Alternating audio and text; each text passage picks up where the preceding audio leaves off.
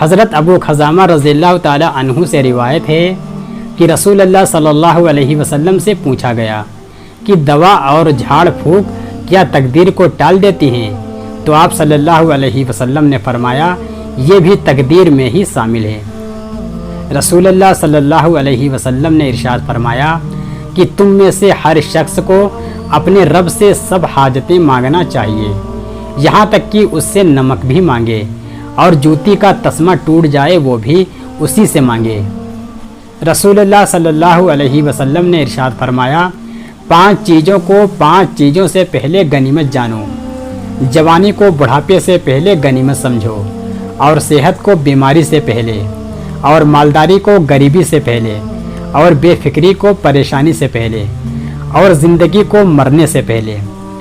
رسول اللہ صلی اللہ علیہ وسلم نے ارشاد فرمایا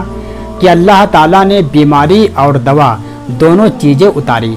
اور ہر بیماری کے لیے دوا بھی بنائی، سو تم دوا کیا کرو اور حرام چیز سے دوا مت کرو۔ رسول اللہ صلی اللہ علیہ وسلم نے ارشاد فرمایا جو شخص اللہ تعالیٰ کے لیے گھر بنائے گا، اللہ تعالیٰ اس کے لیے جنت میں ایک گھر بنائے گا جو اس سے بہت لمبا چوڑا ہوگا۔ رسول اللہ صلی اللہ علیہ وسلم نے فرمایا جو شخص عبادت کے لیے حلال مال سے مسجد بنائے تو اللہ تعالیٰ اس کے لیے جنت میں موتی اور یاقوت کا گھر بنائے گا۔ رسول اللہ صلی اللہ علیہ وسلم نے فرمایا مسجد میں کوڑا کباڑا نکالنا بڑی آنکھوں والی حوروں کا مہر ہے۔ رسول اللہ صلی اللہ علیہ وسلم نے فرمایا جس نے مسجد سے ایسی چیز باہر کر دی جس سے تکلیف ہوتی تھی، جیسے کوڑا کباڑا، کانٹا، اصلی فرش کے الگ کنکڑ پتھر، اللہ تعالیٰ اس کے لیے جنت میں ایک گھر بنائے گا۔ رسول اللہ صلی اللہ علیہ وسلم نے فرمایا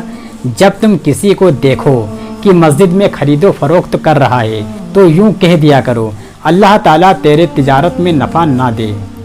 اور جب ایسے شخص کو دیکھو کہ کھوئی ہوئی چیز کو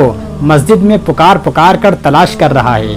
تو یوں کہہ دو اللہ تعالیٰ تیرے پاس وہ چیز نہ پہنچائے۔ اور ایک روایت میں یہ بھی ارشاد ہے کہ مسجدیں اس کام کے لیے نہیں بنائی گئیں۔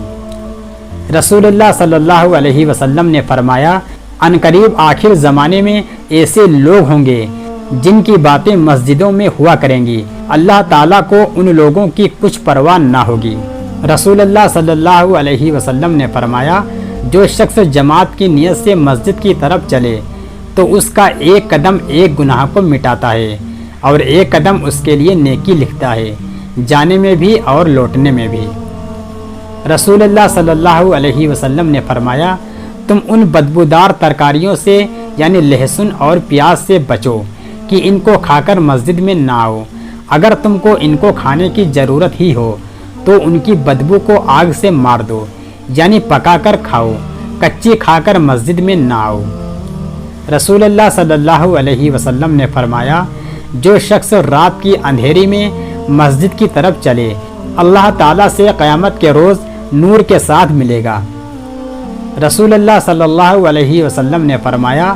7 آدمیوں کو اللہ تعالیٰ اپنے سائے میں جگہ دے گا جس روز سوائے اس کے سائے کے علاوہ کوئی سایہ نہ ہوگا، ان میں سے ایک شخص وہ بھی ہے جس کا دل مسجد میں لگا ہوا ہو۔ رسول اللہ صلی اللہ علیہ وسلم نے فرمایا جو شخص مسجد کی طرف جائے اور اس کا ارادہ صرف یہ ہو کہ کوئی اچھی بات سیکھے یا سکھائے اس کو حج کرنے کے برابر ثواب ملے گا۔ رسول اللہ صلی اللہ علیہ وسلم نے فرمایا جس شخص نے اپنے مال کی زکوٰۃ ادا کر دی اس سے اس کی برائی جاتی رہی، یعنی زکوٰۃ نہ دینے سے جو اس مال میں نحوست اور گندگی آ جاتی ہے وہ نہیں رہی۔ رسول اللہ صلی اللہ علیہ وسلم نے فرمایا اللہ تعالیٰ نے مسلمان مالداروں پر اتنے مال میں اتنا حق یعنی زکوٰۃ فرض کیا ہے جو غریبوں کو کافی ہو جائے، اور غریبوں کو بھوکے ننگے ہونے کی جب کبھی تکلیف ہوتی ہے مالداروں کی اس کرتوت کی بدولت ہوتی ہے،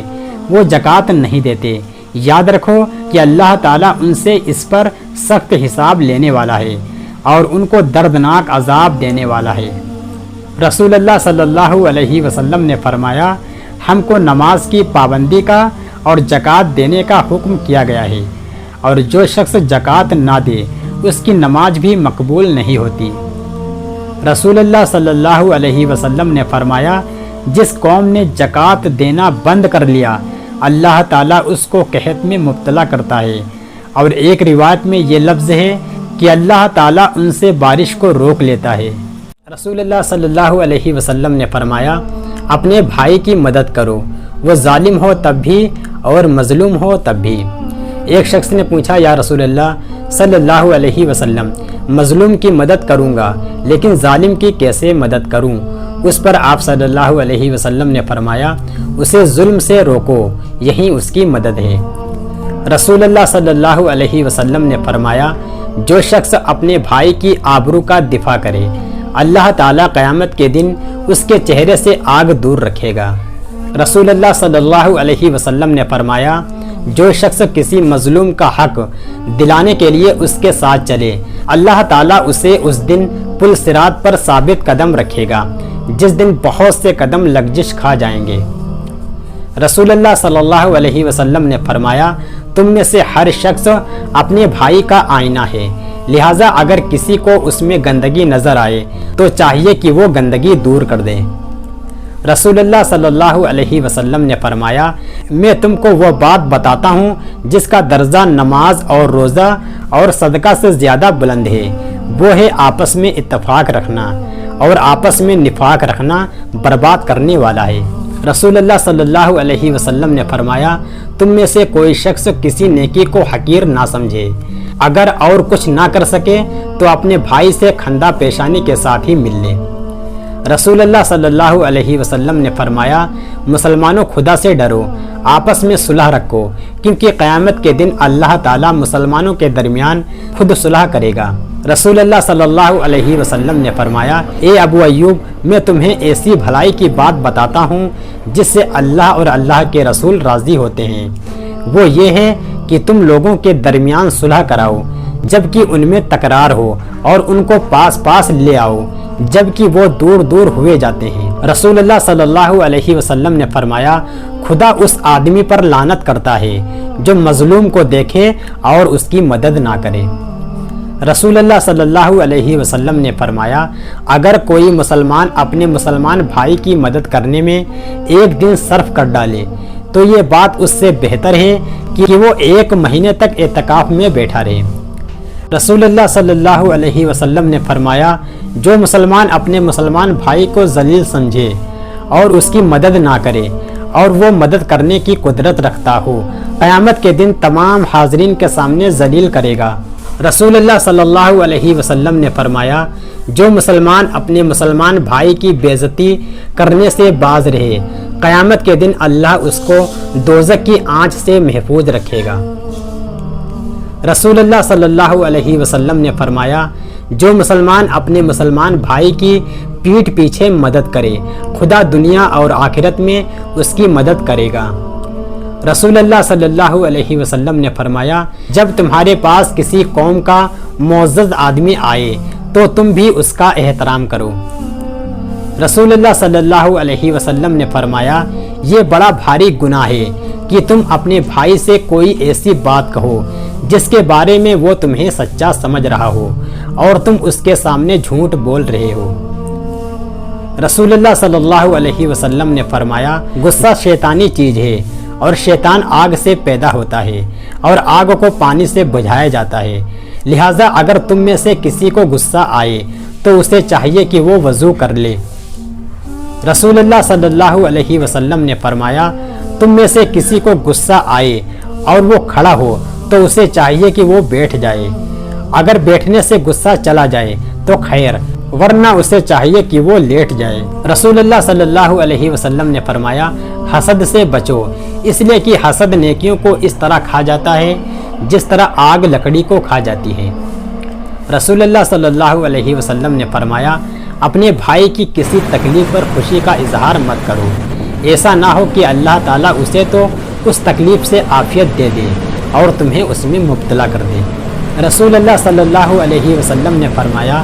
جو شخص کسی مشکل میں پھنسے ہوئے آدمی کے لیے آسانی پیدا کر دے، اللہ تعالیٰ اس کے لیے دنیا اور آخرت میں آسانی پیدا کر دے گا۔ اور جو شخص کسی مسلمان کی پردہ پوشی کرے اللہ تعالیٰ دنیا و آخرت میں پردہ پوشی کر دے گا۔ اور جب تک کوئی بندہ اپنے بھائی کی مدد کرنے میں لگا رہتا ہے تو اللہ تعالیٰ اس کی مدد کرنے میں لگا رہتا ہے۔ رسول اللہ صلی اللہ علیہ وسلم نے فرمایا، وہ قوم ہرگز فلاح نہیں پائے گی جس نے اپنی حکومت کسی عورت کے سپرد کر دی ہو۔ رسول اللہ صلی اللہ علیہ وسلم نے فرمایا، ہم کو نماز کی پابندی کا اور زکوٰۃ دینے کا حکم کیا گیا ہے، اور جو شخص زکوٰۃ نہ دے اس کی نماز بھی مقبول نہیں ہوتی۔